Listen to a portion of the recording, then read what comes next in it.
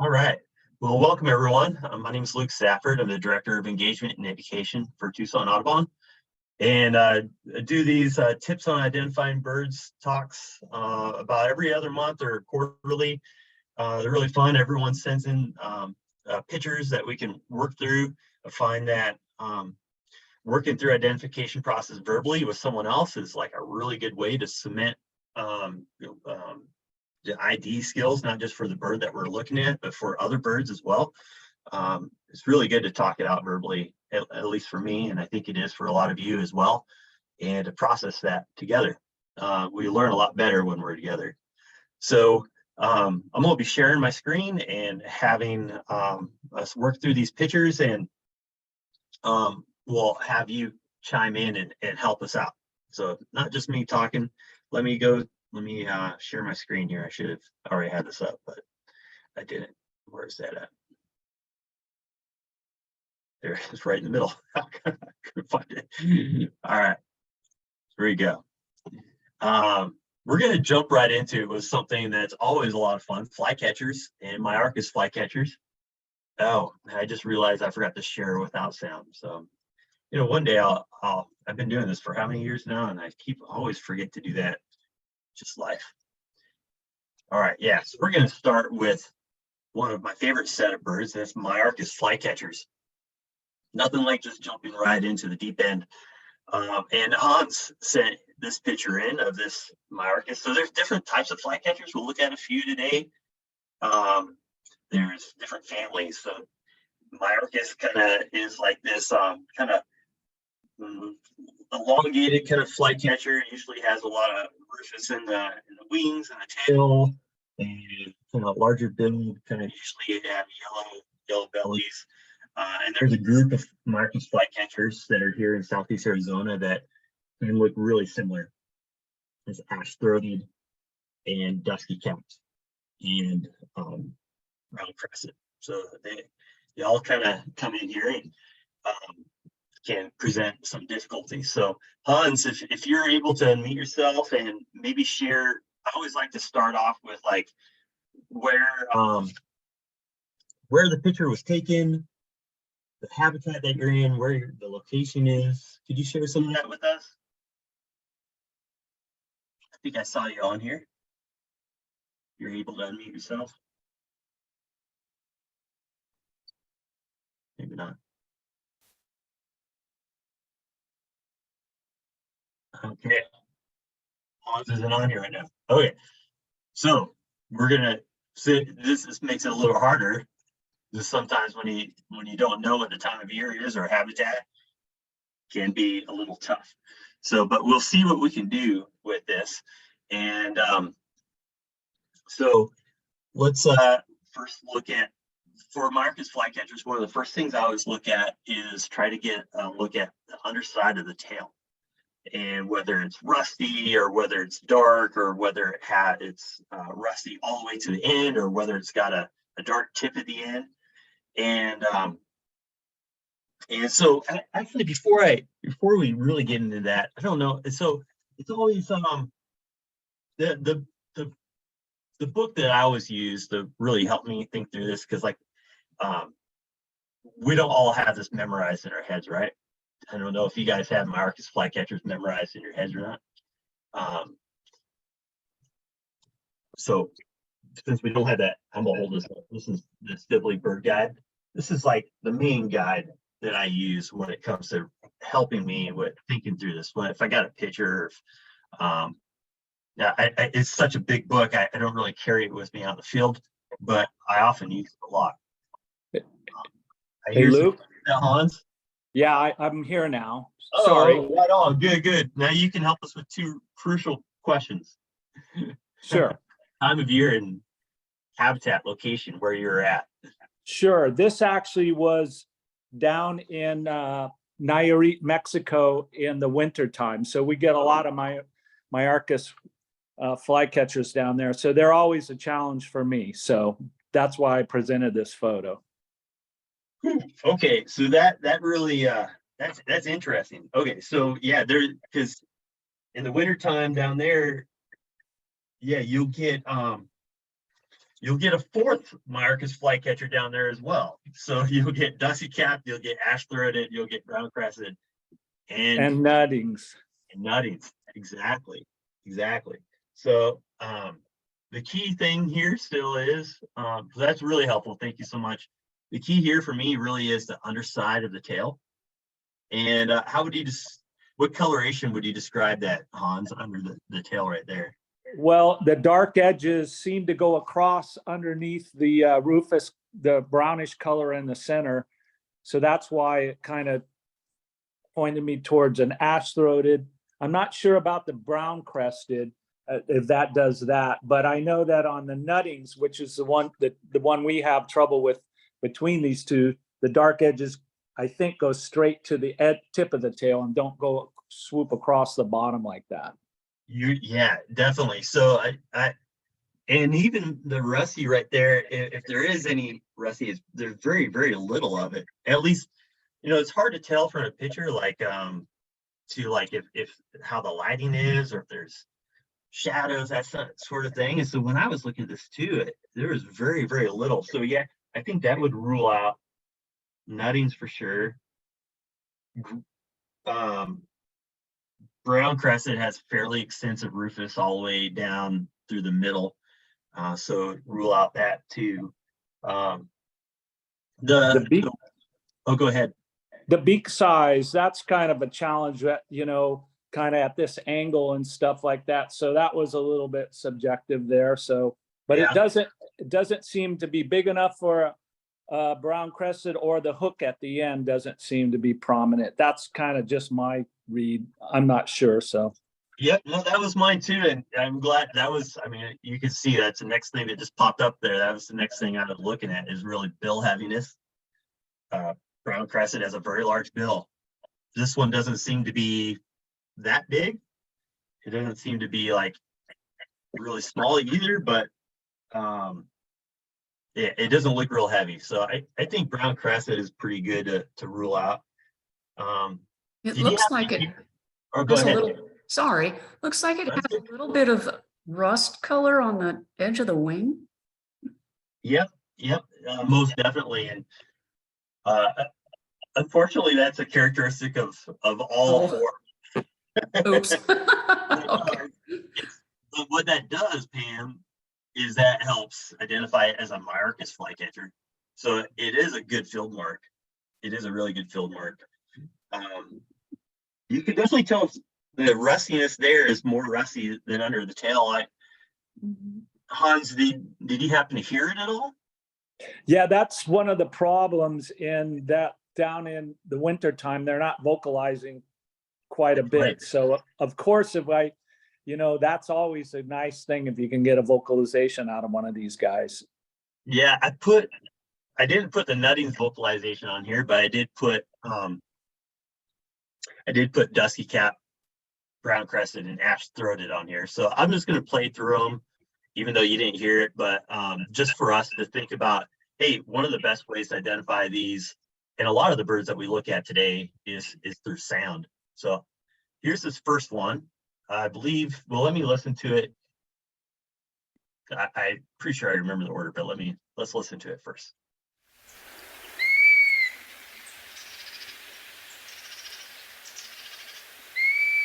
That's dusky cap. The plaintive, like a little whistle. Okay. So the next one here, I believe, is ash throated. Let's play that. It should be like a kind of a computer sound.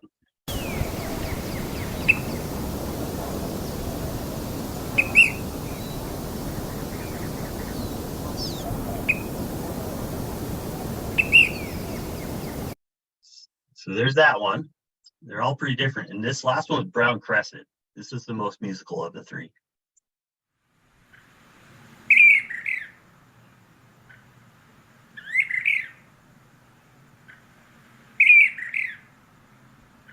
Kind of elongated.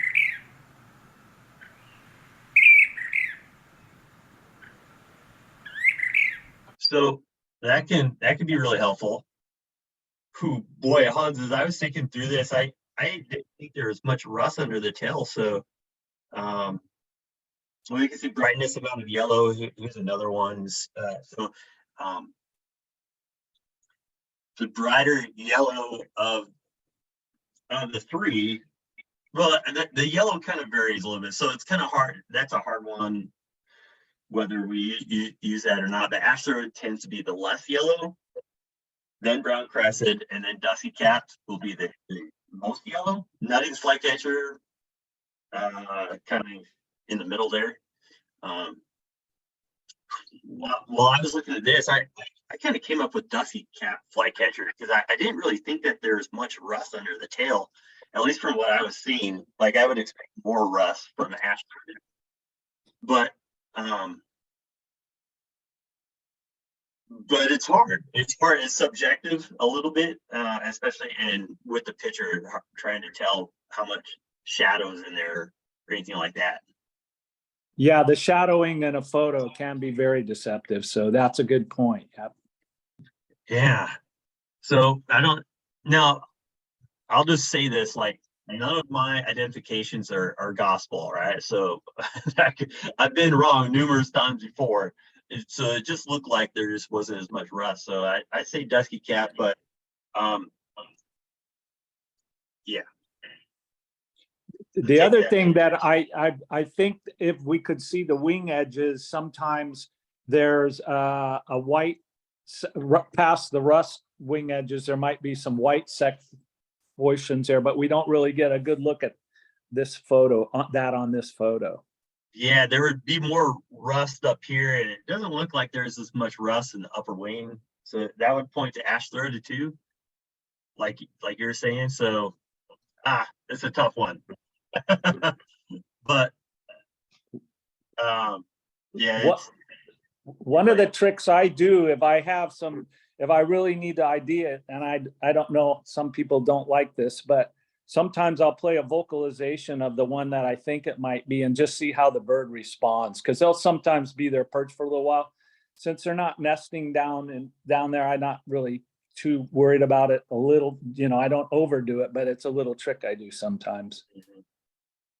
Yeah, as long as it's not like nesting season, I think that could be okay. And it definitely seems like there's more yellow than what I would expect on ash throated too, but then with nuttings, I'm not as familiar with nuttings, but nuttings would have a lot more rufous in the tail all the way down the end. So yeah, I definitely didn't think it was a nutting. The nuttings are definitely brighter yellow down there, but like you say, that's not a very good feel. That's tough too. Yeah.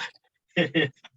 Well, thanks for sending that in, Hans. I got one more picture of yours. Maybe you could just share where you saw it in the habitat, and then if someone else is willing to jump in, and I feel really good. This is one that I was a little. There's a few that I'm unsure of a little bit, but this next one I'm pretty sure. So if you want to share where you location and date of where you saw this cool looking sparrow. Sure. Well, I'm actually a habitat manager for a little 40-acre parcel in the Ramona grasslands just out of San Diego. And I do a monthly bird survey. And I'm not an expert birder, but I'm a pretty good photographer, so that usually helps. So unfortunately, it can sometimes make you a lazy birder. But the predominant, and especially when it comes to sparrows, can be some challenges there. But the predominant sparrow in our little habitat there is the Savannah sparrow. Well, then I saw this guy and I go, well, yeah, this guy's definitely a little different. And, he's hopping around and didn't really want to stay out in the open. But fortunately, I got the photo. And then when I got back, I was able to pretty much figure out what he was. So. Yeah, it's a beauty. This is one of my favorite sparrows. So thank you so much for sending in, and we'll work through this. Maybe someone who didn't send in a picture, if you're willing to unmute yourself and kind of talk through this ID with us, that would be great. Luke? Yeah. From what I've seen down at Canoa Ranch, the one time I've seen this bird, the grasshopper. Oh, you're getting ahead of it, but yeah, let's talk through why you say grasshopper, if that's all right. Because of that orange yellow over the eye. Okay, yeah, that's one That's one marker. There's a few other birds with some yellow over the eye, but what Okay, about the how would you describe the head shape and the bill? What kind of words would you use to describe that? stripes and pretty, well, it's a sparrow, so it's gonna have a heavy bill.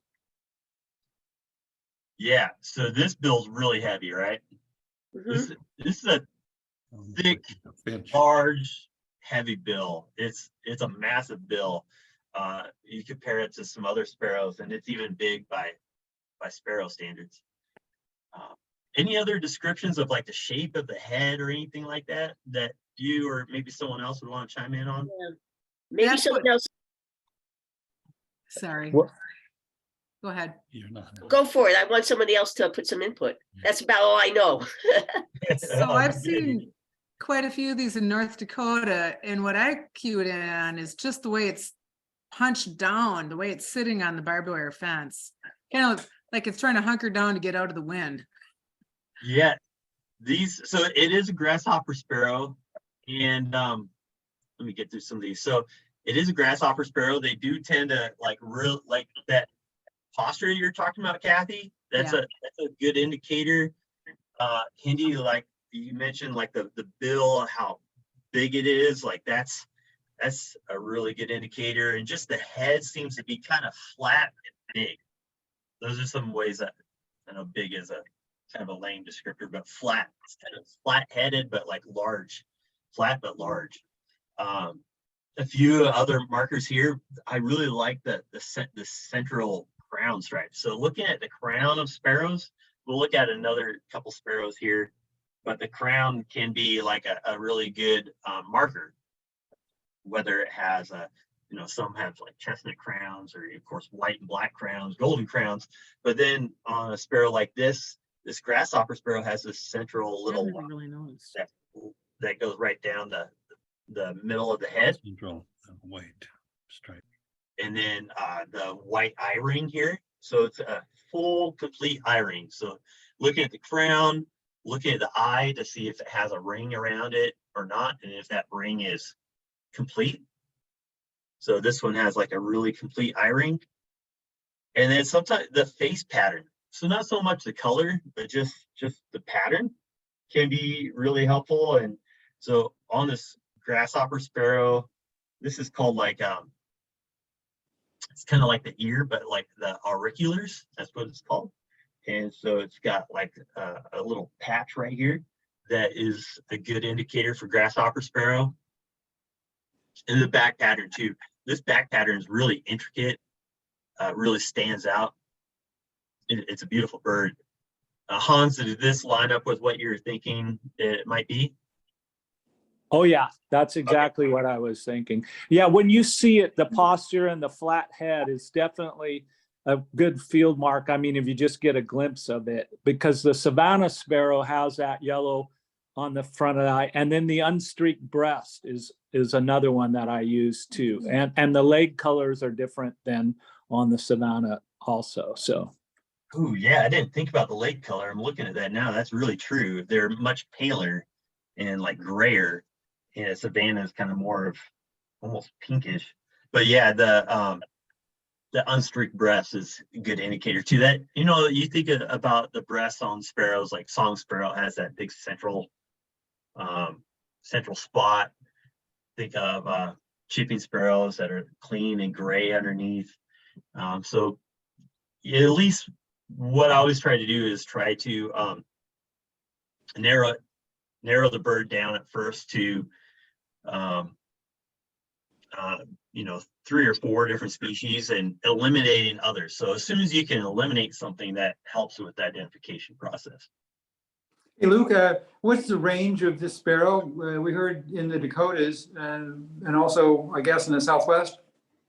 Yeah, that's a great question. Let me go to eBird and we can look at it.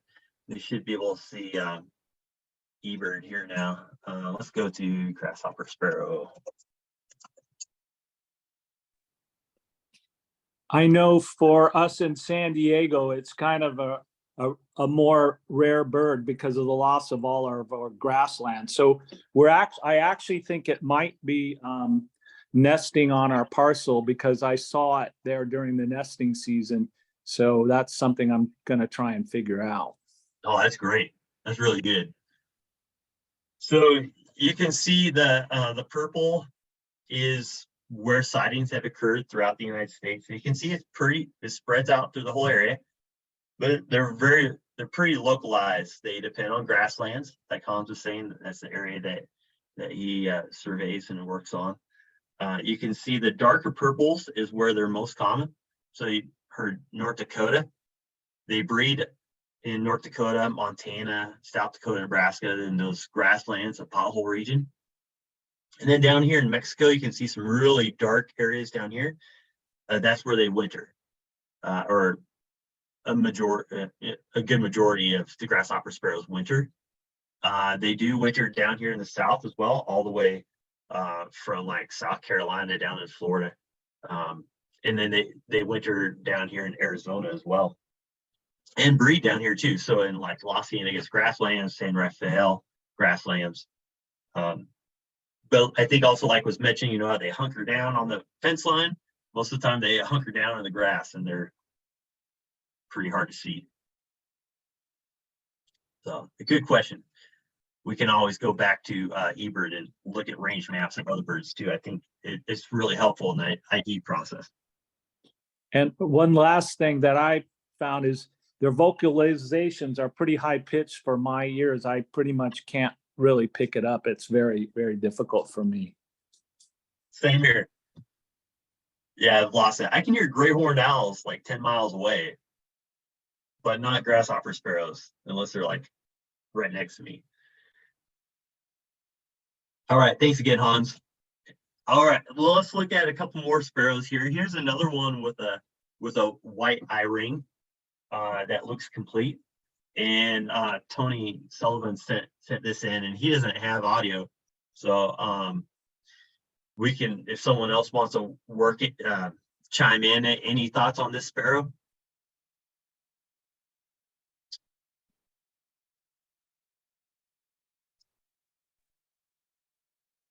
Well, I could go out on a lark and suggest something.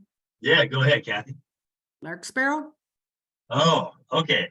So lark sparrow, let's think through lark sparrow. Lark sparrow is, I'd say, kind of like shape and body size, probably pretty similar to this guy. The good thing about lark sparrows is that they have a pretty distinct facial pattern with like the chestnut markings on the face, and have a little bit more distinctness between the white and the chestnut on the face, and not so much of an eye ring. But what's important about that suggestion is that they're pretty similar when it comes to size. Lark sparrow is a large sparrow, and it's hard to tell in the picture here, but this is a fairly large sparrow as well. Most of the best characteristics, ID characteristics of this sparrow aren't really seen. Let me see what Maybe like a juvie lark sparrow? Yeah, you know, I mean, you can see like right here, there's you got these markings on the face right here, but if you look at the crown's going to be a little different on a lark sparrow. I don't have a lark sparrow picture pulled up, but the crown of the lark sparrow will be like even, well, juvenile lark sparrow. So timing. So this was taken, I believe, sometime this month or last month. So juvenile lark sparrows would be by this time in their adult and their winter plumage. And so they would have like a pretty distinct crown, chestnut crown, along with the facial pattern.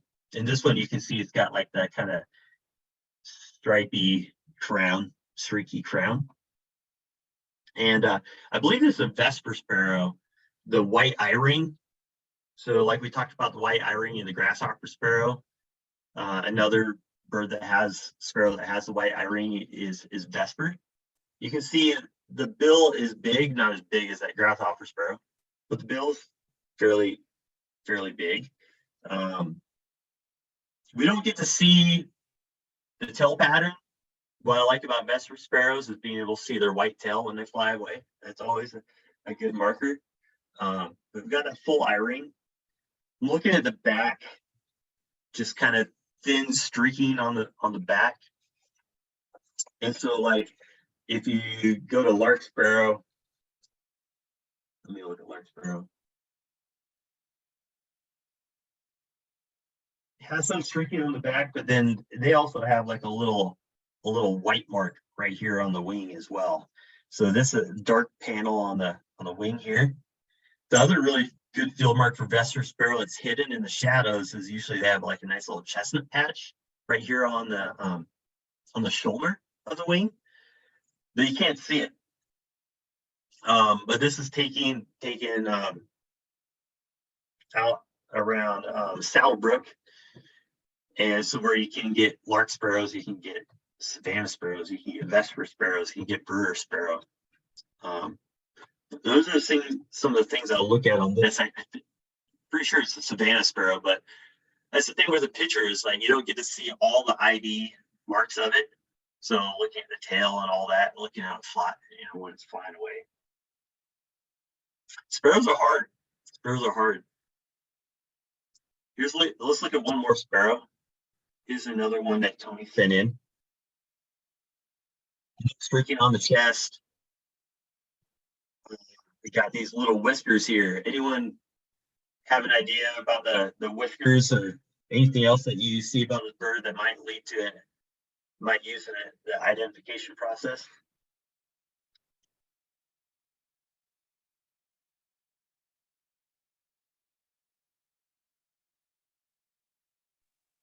It appears to have a gray central head stripe. Yeah. So it's got, you can see a little, I mean, it's a cool picture because it's looking right at us, but also tough because, you don't get to see everything about the side of the face. But yeah, you're talking about this gray stripe right here. Actually, I was looking like on the crown. Does that look like a darker crown stripe? It's hard to tell, isn't it? Yeah, it's tough. It is. It's got the clear belly. Do I have that on? Whiskers, unstreaked breast. So unstreaked breast, we can start eliminating. Like I said, we like to eliminate birds. So we can eliminate song sparrow, Lincoln sparrow, Savannah sparrow, and down the line. Vesper sparrow has streaking. We can get rid of that one. So that leaves us with a few. White crown sparrow has an unstreaked breast, but the crown pattern is different. Chipping sparrow has an unstreaked breast and has kind of this chestnut crown that has a brown eyeline too. But body shape is a big thing. I don't think I put that on here as a field mark, but like body shape, this one's kind of, it's a little bit heavier. Chipping sparrows like got more of a petite kind of look. It's they're thin. This one, this one's a little bit bigger, and so that's helpful. Oh, what did bill shape? That's the other thing that between this one, I believe this is a rufous wing sparrow. So between rufous wing sparrow and chipping sparrow, rufous wing will have a larger bill. It does look like the bill size shape is a little bit thicker than what you'd expect from a chipping sparrow. If you look in your field guide, that chipping sparrow, it's got a fairly small bill. A lot like, bird sparrow have a fairly small bill. Chipping sparrow will too. If you don't hear it, the thing with rufous wing sparrow is I often, even though they're higher pitched, like sometimes I can pick that out, and oftentimes we'll hear rufus wing. And I thought I would share a website with you guys about where to listen, to learn how to listen to birds. Have any of you ever gone to the website called Xenocanto? So if you have, you're probably familiar with it just as I am, but if you haven't, this is a pretty amazing site So you go to Xenocanto, and you can up here you can type in whatever bird species you want to listen to, and it'll bring up its range and where people have recorded the bird song. And so this is rufous-winged sparrow, and you can see it. There's the dots right in their area, and you can see they're very range restricted to southeast Arizona and into Sonora. And you can scroll in here. You can go right into Tucson. So these are all recordings that are done by a variety of people who then enter their recordings into this big database. One of them is my friend Scott Crabtree, and this is, you can see right where he recorded it, and you just click on the recording, and then it'll bring up the recording, and you can listen to it.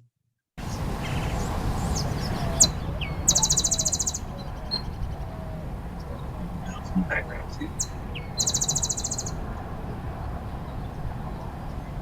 So if you're listening to a call and you want to record it, you can use Merlin. Merlin's a good app to help identify those, but Xenocanto is another really good database that you can lean into, and if you know you're going somewhere, kind of search those recordings of those birds that where you're going and start listening to them and getting familiar with it. That's a really good way to grow in your ID process, is listening to them ahead of time. Luke, Yeah. why wouldn't this be a rufous crowned? Just out of curiosity. Yeah. So let's look at what a rufous crown looks like right here. Rufous crown sparrow, because yes, rufous crown and rufous wing both have that rufous crown, right? So here's rufous crown sparrow. Some various pictures of it. Ooh, here's a good picture. It's very similar. Oh, yeah, here's a good picture. It's very similar to one we're looking at. Let's look at this one, and maybe I'm wrong. Maybe it is rufous crown. Let's go back to this. I'm pretty sure. Let's see. I got to change new share.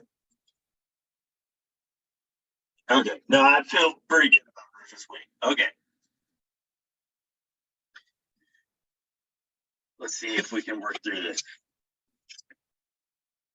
So, rufous wing has a little bit different body shape than rufous crown. Is actually in like it's more closely related to towhees than they are to. So they have a pretty heavy appearance to them. They have a pretty white malar, which is like in the lower jaw, so like this part right here. See, this is all the gray and the black right here. It's a real gray. But on a rufous wing, rufous crown, this would be really white right here. So let's go back to that rufous. See how white it is right here? So this is a rufous crown from eBird, really white. It's even heavier than rufous winged sparrow. You can see a bit of an eye-ring right here. So it's looking right at us, so it's really hard to tell. But if you look at this one, see there's an eye-ring right there. And then when we go back to this, there's a little bit of an eye-ring.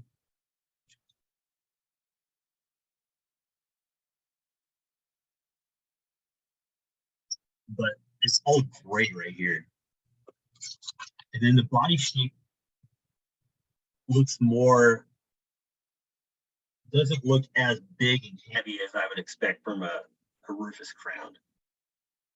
I think rufous crown also has maybe an even thicker brown eyeline right here. So if we go back over here, a little thicker. It's really hard to tell when they're looking right at you. really hard, but you can see this really white up above the eye too. Up above the eye here, between the eye and the crown, really white, and the rufous crown. And this is gray. Hey, Luke, what about the bill color? It seems to Oh, be yeah, darker. yeah, yeah. That's it. Yeah. Okay, I'm looking at it now. I'm trying to think through this out loud. The rufous crown will have kind of a grayish bill. Let's look at that. Ooh, yeah. Okay. I was afraid I was going to get another one wrong. Okay. So yeah, there's a really gray bill on this guy. And then we go back to this picture that Tony took. And it's, at least in the sun, it's hard to tell color. There's a lot of shadow, but it looks more yellow. And not the gray color that the rufous crown would have. That's a really good question. Those can be really tough. Also, rufous crown sparrows, no, it's not. They tend to be more on the ground. They tend to be like on rocks. They act a lot kind of like they're very skulky. So like sitting out in the open like this rufous winged sparrow, while they could do that, it's not like a normal thing. So like behavior wise, you kind of look at the bird too, and it's hard to see behavior in a picture, but it looks like it's sitting fairly out in the open, and rufous crown usually don't do that. So those are some thoughts I have. Anyone else have anything else before we move to the next non-sparrow? I want to get out of the sparrows. I'm ready for sparrows. Thank you, Luke. Oh yeah, and I'm so glad you asked, dude, because that's a tough one. All right, let's go to something up. Well, actually, the next one's tough too. These are all tough. Karen, are you on the call with us? Yeah, I'm here.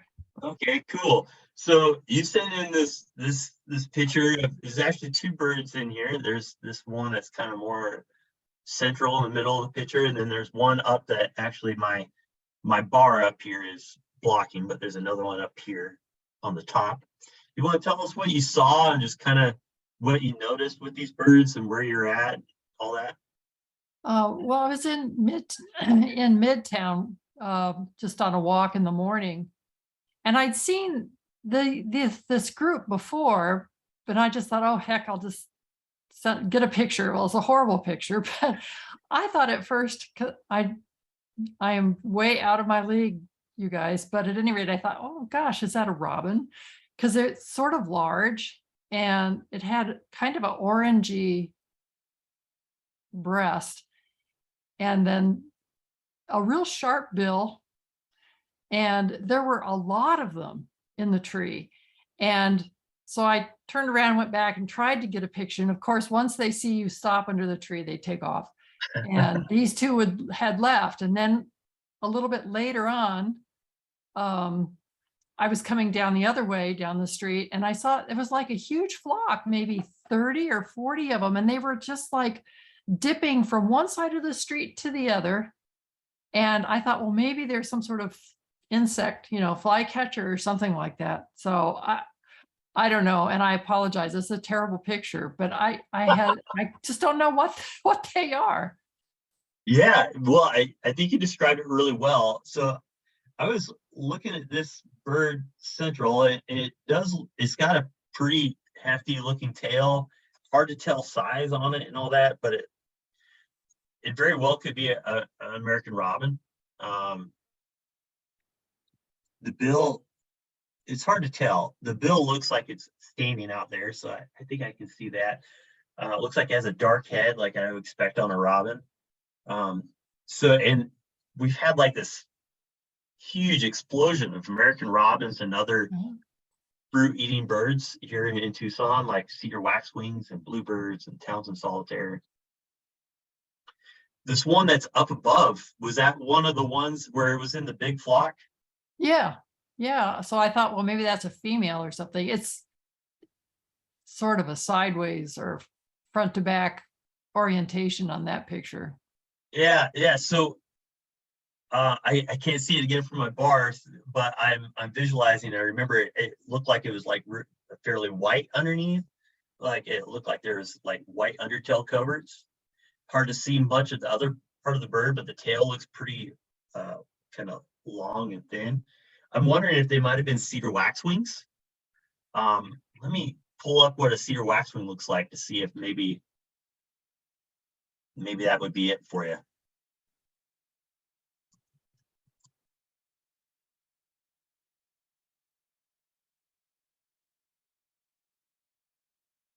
So this is cedar waxwing, and like underneath they have like they're pretty white, and they got this thin long tail that looks kind of similar to that bird that's up on the top, and they're kind of smaller. Now this is like a pretty brightly colored cedar waxwing. When you see him up, you may not see all those different colorations, but they'd like to get in those bigger flocks and kind of move around like that. So that could be it. Like, so I'm just thinking through like behavior, how you describe it. I didn't see any crest. And the color was more of an orangey. That's my immediate thing was that a robin? I don't have robins in Tucson. I guess we do. This year we certainly do. So another bird that they could be Western bluebirds. They can, they're like in that same vein, and they're a little bit kind of like in between the size of a robin and a cedar waxwing. So they're a little bit, they're not big, but they're not like real small either. They've been really congregating like that too. So from the picture, but these have some like rufous reddish color as well. Even the females will have it a little bit too. You can see her right there. So that could be a possibility as well. Well, next time I'll try to be a little bit better with my pictures, but they were a little shy. So. No, that's good. I'm glad you shared it, because like just hearing you describe behavior is like a really good indicator of what types of birds they would be. So part of, you know, that whole robin, bluebird, waxwing type of family is what they sound like. Okay. Thank you. Yeah. All right. Oh, yeah, mystery birds. Olivia, are you on the call with us? I'm here. You want to help us get through some female hummingbirds here? One specific female hummingbird that you had at your feeder earlier this year. Yeah, so this is Northwest Tucson in the end of November last year. And I have this little feeder on my window, like with a little suction cup. And while I'm working, I'm watching the hummingbirds come and drink from it. And this one, the lighting, the first picture, the first look I saw, the lighting was very bad, but I thought I saw a little rufous on the belly. So immediately that caught my eye, and I was trying to get more lighting, different lighting pictures, because it kept coming back for about a week. So wow. Yeah. Here's some other pictures. Here's another picture, and you can really see the rufous on this one, right? Yeah, this one is probably my better one because it's in the morning with some light on it. And so here's so you submitted it to eBird, right? And that's right. You put an identification with it, and then you're told it was a rufous hummingbird. Yeah, so I was going back and forth between female broad-tailed and rufous. And I know broad-tailed are mostly like mountain species, but I thought, you know, weirder things have happened. So I talked to a few people and I submitted it as a broadtail. I based it mostly on the way the gorget was showing, and it came back to me as a rufous female, which is more likely at that time of year. Yeah, so the female hummingbirds are tough. They're really tough. Let alone when you have something that's not like really supposed to be where it's supposed to be, because like rufous hummingbirds and broad-tailed hummingbirds, neither of them really winter here, right? So either one of them is a really good bird. And so the gorget on it, I could see why broad-tailed would be something you'd be thinking about, because normally like female rufous will have like a little bit of a red spot here, and there's no really hint of a red spot here. It's just kind of that green freckle pattern. There was a picture that did show a little bit like the sun just caught it. It was a different picture. I didn't Oh, see it, yeah. but I think that's what kind of made me think of it, like just the perfect angle, and like a couple of those feathers looked a little bit of like a central spot. So it was a little tricky in that way. Yeah, for sure. And this picture right here shows the rufous coloration underneath really well, and I think that's probably like the main thing that separates broad-tailed hummingbird from rufous hummingbird females, is like the amount of rufous under here. And because I was looking at female broad-tailed hummingbirds, and the rufous is pretty constricted to just like on the outer tail feathers, and it's just a buffy color a little bit on the flanks, but this one has so much rufous here. And then looking at the back side of this one is pretty cool too, is even though it's dark, you can see like a lot of rufous in the tail, like throughout the whole thing. And that's a good sign for rufous too, because the broad-tailed won't have the rufous in like the middle of the tail. So those are some things that I saw. But when it comes to identifying female hummingbirds, looking at the gorget is really important. Looking at the length and shape of the bill, the body posture. There's a lot of different elements that go into it, and a lot of different elements that we can not quite be able to grasp, because hummingbirds are so hard to get that good picture of.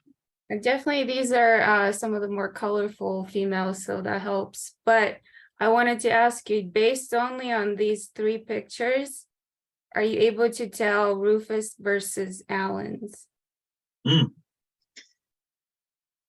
Well, I just got done seeing some Allen's hummingbirds in San Diego. And so when it comes to the males, rufous would have an all brown back, and Allen's has the green back here, a green and then rufous.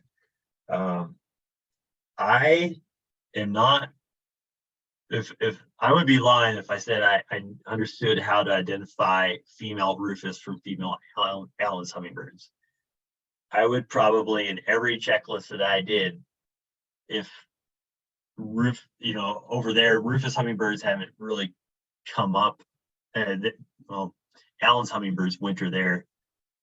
Rufous can as well, actually, too, just like they did with you. But I basically only put Allen's hummingbirds in that were males that I could see the green back on, along with the rest of the rufous. So I'm not the person to ask.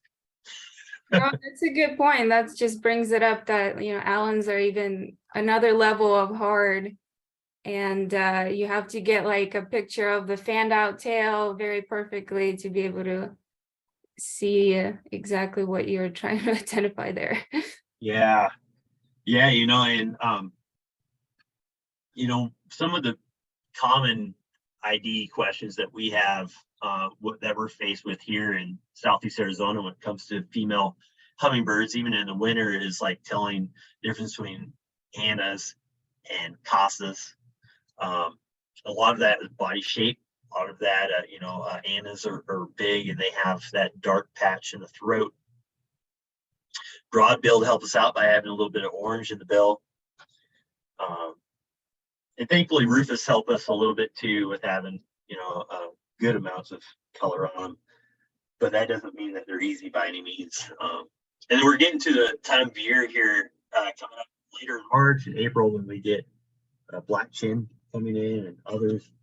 So hummingbirds are notoriously difficult.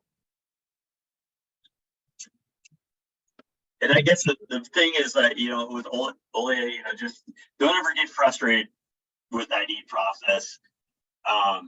Look at it as an opportunity to learn and have fun with, and it's not life or death what we identify something as. So it's good.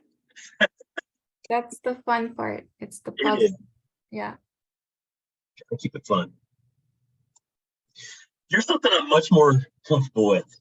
I love ducks. I love geese. I love waterfowl. Chris, you want to share a little bit what you saw here and where you're at?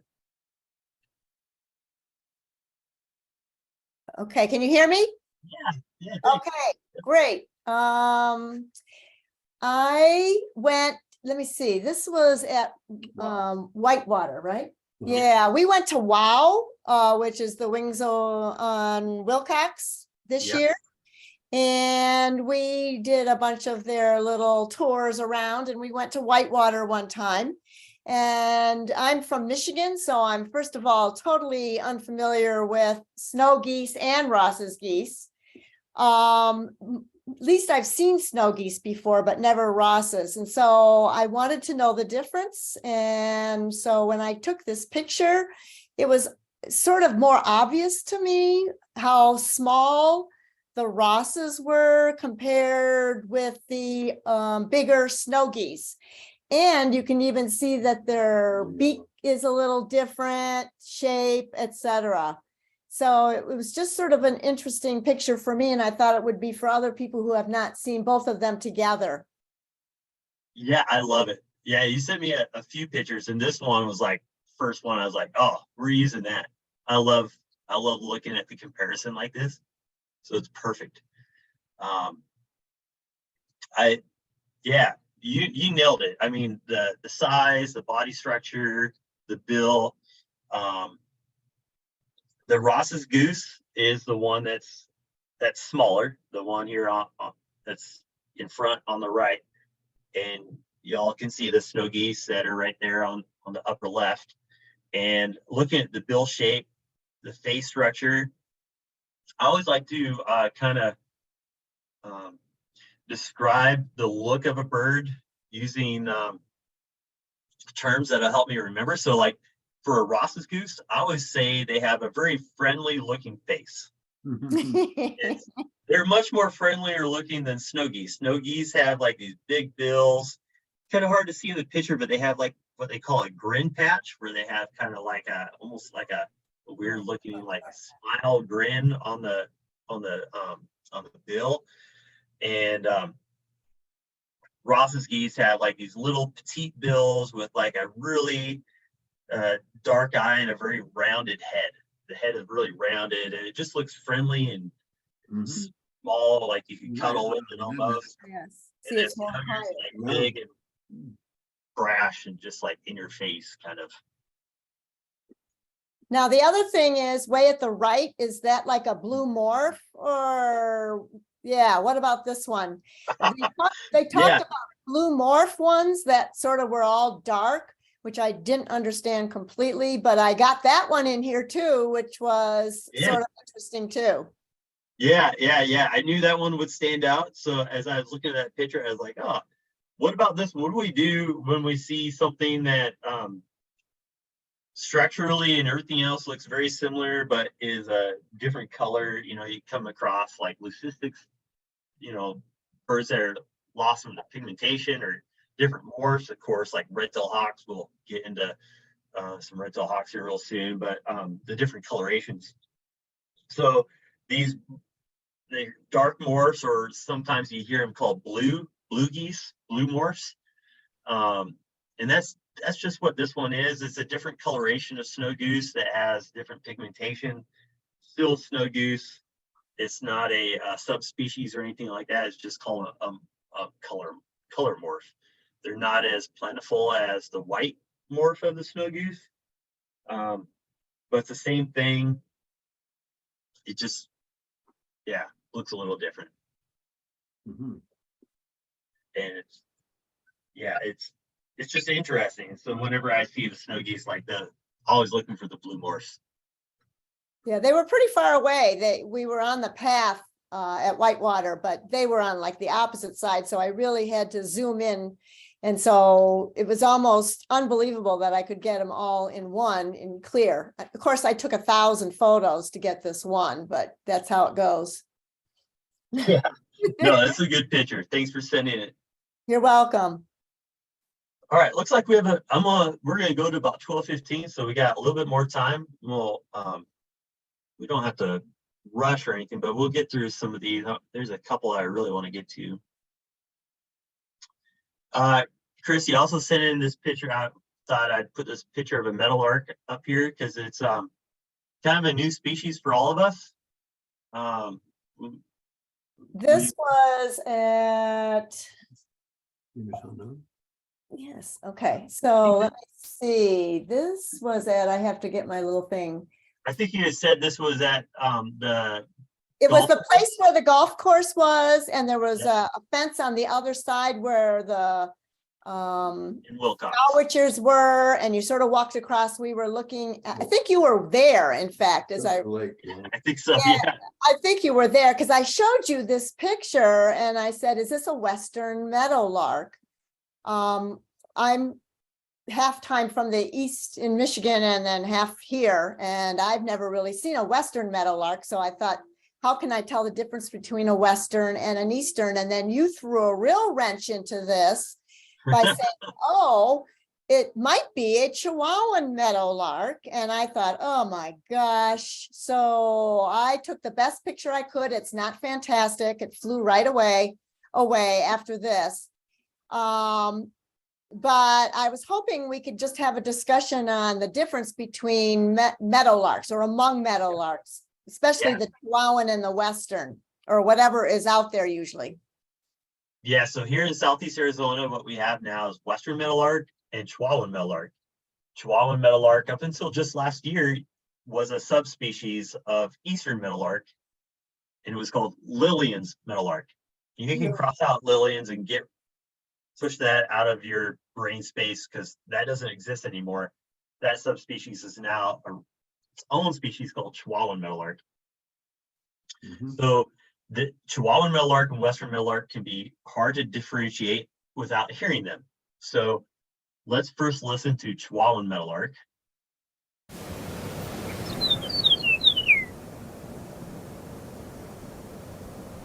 One more time here.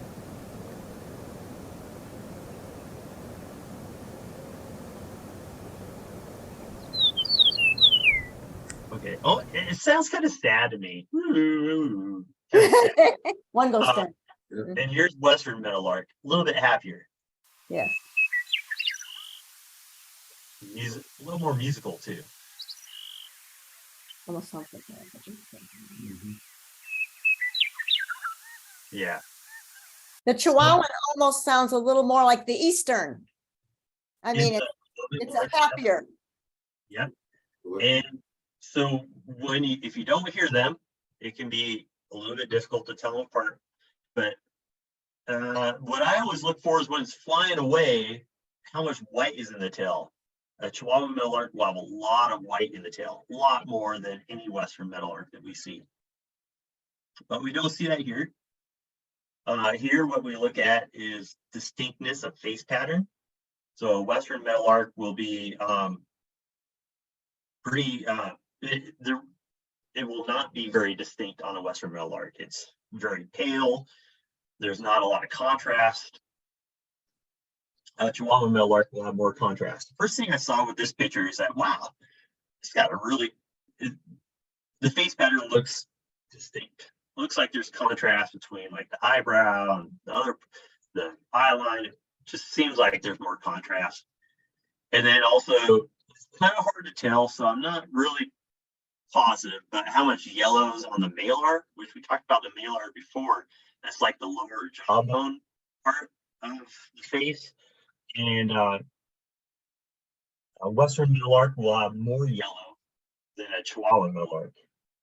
It does not look like there's much yellow on there, at least from what I'm seeing. It looks like it's fairly white.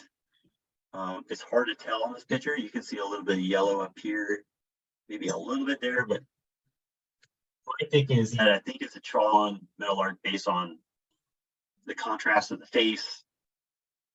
And it just doesn't seem like there's a lot of yellow right there. But I'd like to see the tail. I'd even more like to be able to hear it. So that's my thought on it. Anyone have any other thoughts there?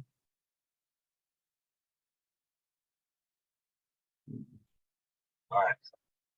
So one thing to take away there is listening to birds, hearing the birds, so important. So important. All right. This one here's a bird that we don't even get to see the head of. We just see the wings. Can we tell what kind of bird this is just based on the wing pattern and the shape and of the bird? Marvin, you sent this in. Marvin, any thoughts here? Or share with us what you... Well, I saw this in my backyard. I have seen it before, but I was surprised because of the location. It was gray. It had an eye ring. Oh, you saw the head. Okay. Yes, saw the head. Previously, I had seen one and seen its belly, which was light gray. And the back seemed much darker. So that threw me a little bit. This was pulled out of a video. And it wasn't until I pulled that out and saw the markings on the wing that I felt very, very comfortable with what it was. Yeah, the markings on the wing, like that really beige looking wing bar right there is like, holy cow, I know what this bird is. It's one of those Townsend solitaires that have like invaded our Southeast Arizona region, where if you look in eBird, there were no reports of Townsend solitaire anywhere in the Tucson area in all of 2021. This year alone, in the first 2 months of 2023, they're all over the place. I had one in Sweetwater Wetlands on Wednesday, and the way that I identified it just flew over me, but I saw these really big old beige wing bars right here as it flew over with this long tail. You know, Mockingbird will have a long tail of white in the wings, but it'll be more of a patch and it'll be really white. These are like a real beige.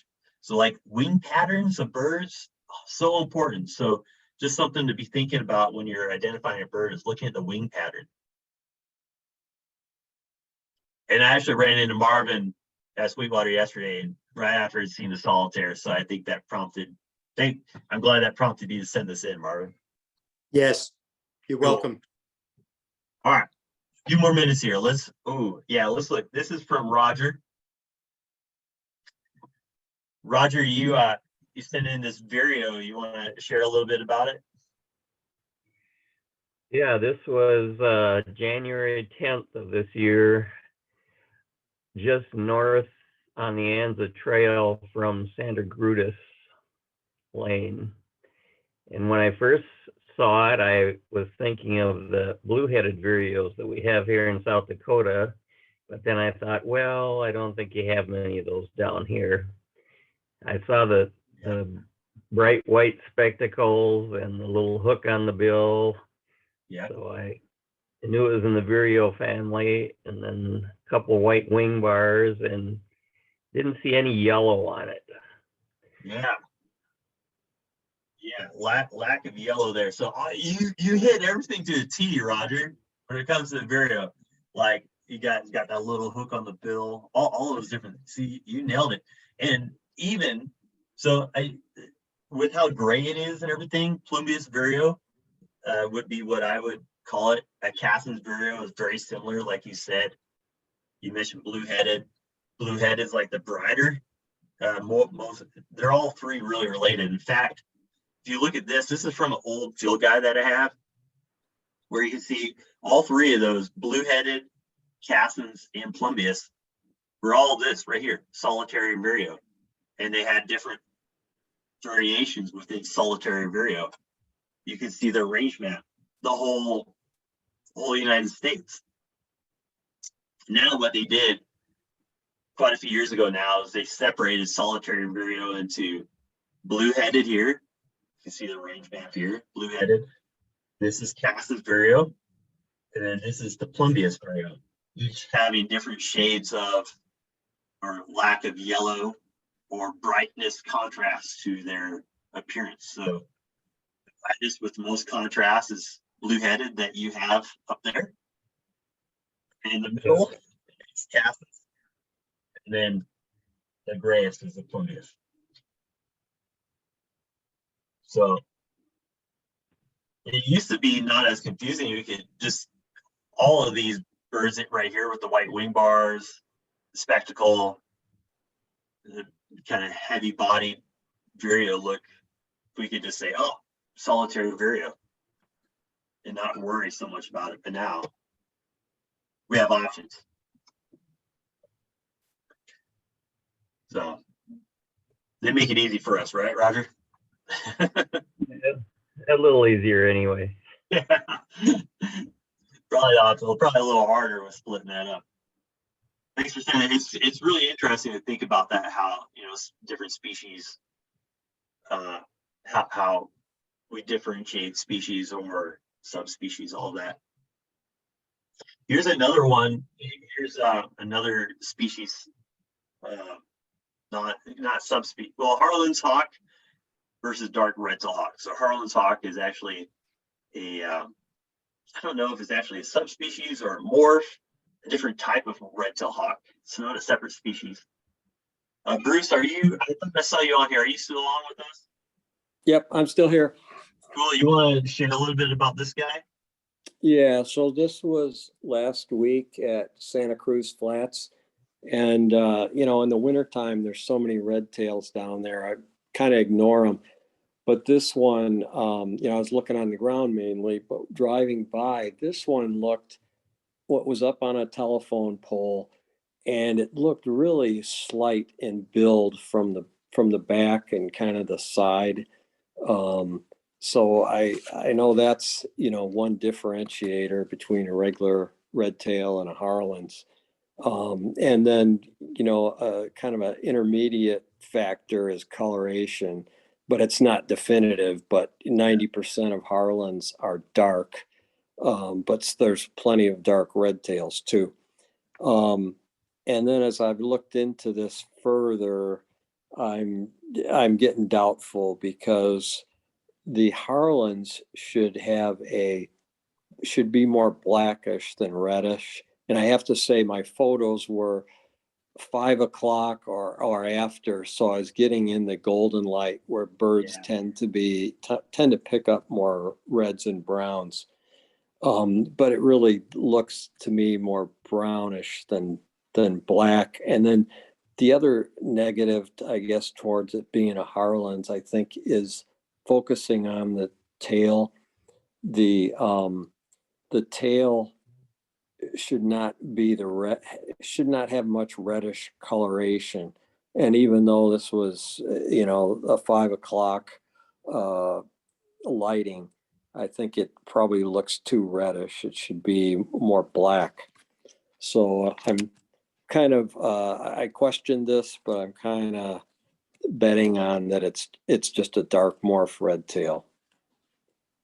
Yeah, again, I mean, you guys know your stuff and what to look for. Nailed it. Yeah, I put the circle right here on that tail. That's the thing that really stood out to me too. It should be, you know, mostly blacks and whites, and to see the, you know, a little bit of the reddish or brownish right in that tail region there was something that really drew my attention, and thinking that it should really lack any sort of brown coloration at all.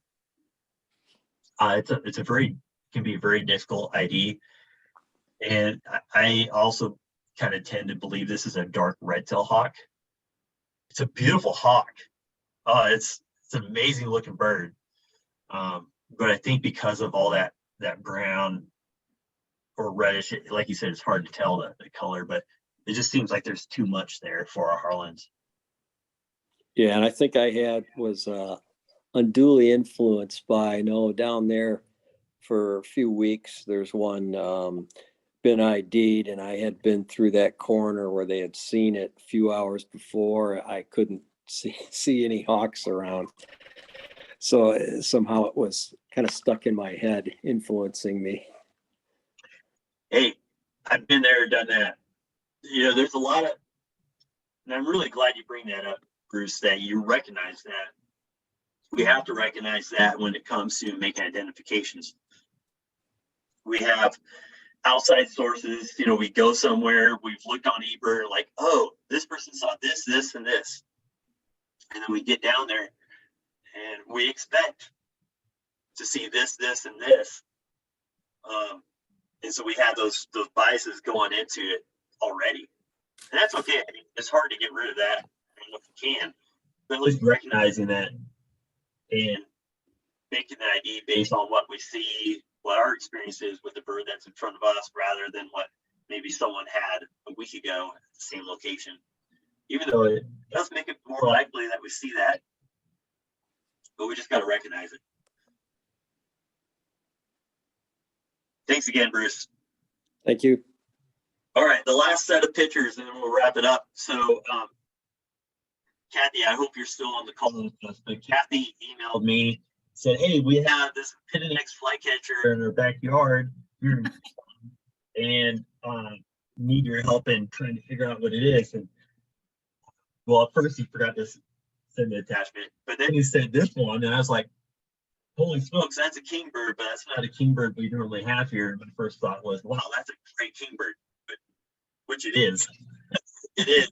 And so, but I assumed you had taken it here from, you know, even though it wasn't a pin neck, I was like, you know, I mean, people send in all sorts of stuff. And so I sent it to my friend Andrew Core and was like, hey, check this out. This is in someone's yard. Oh man, you had me going. Like, that's not a thick bill. The bill isn't quite thick enough.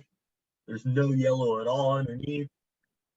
Holy cow. It's got a little black mask. That's a great kingbird. But Kathy, where did you see this bird at?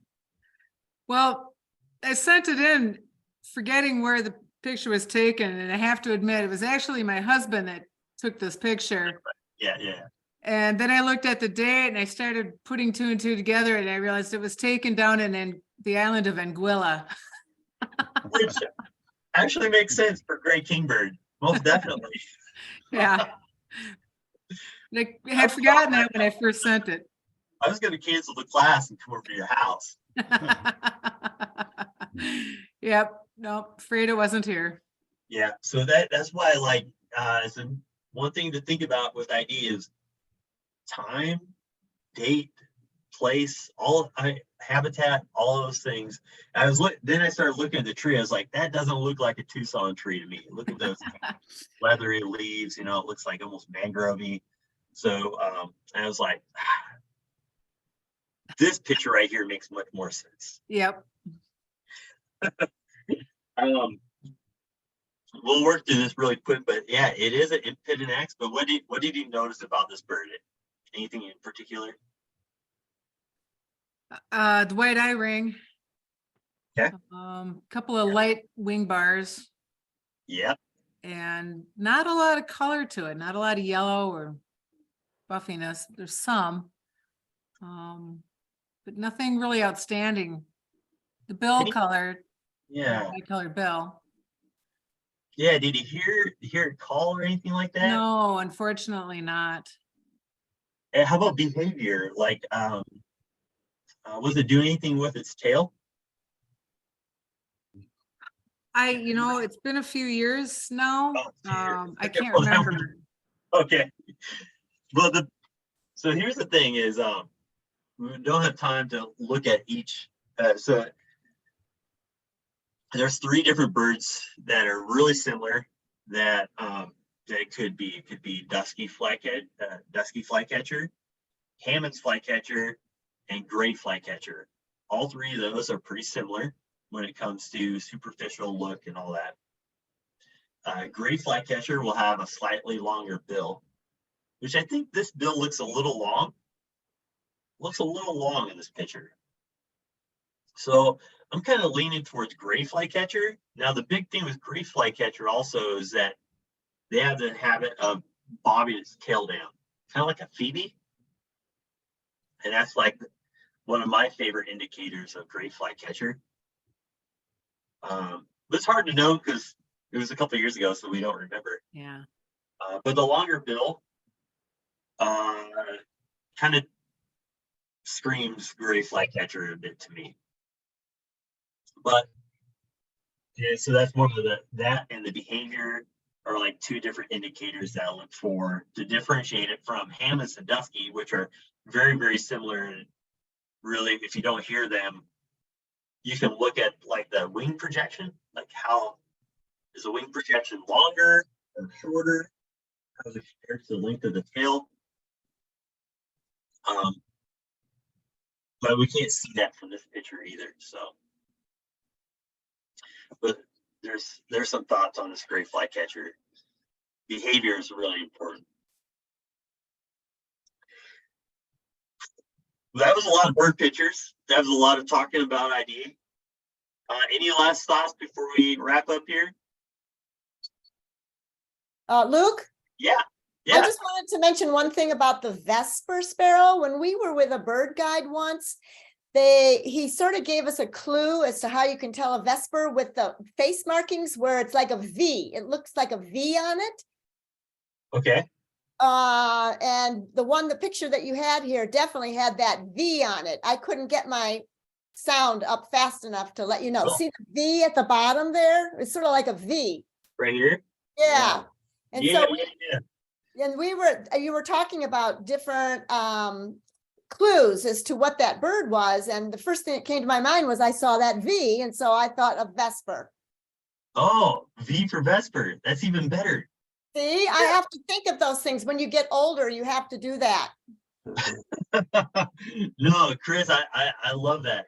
So that I'm glad and thankful you added that in there. Thanks for sharing. Well, folks, I'm gonna stop my share here, and yeah, thank you guys for joining, and for those of you for sending pictures, and those of you who were willing to talk and share and make some good identifications and some misidentifications with me. Those are all in there. So appreciate you all, and have a great rest of your day. All right. Thank you. Thank you. Bye.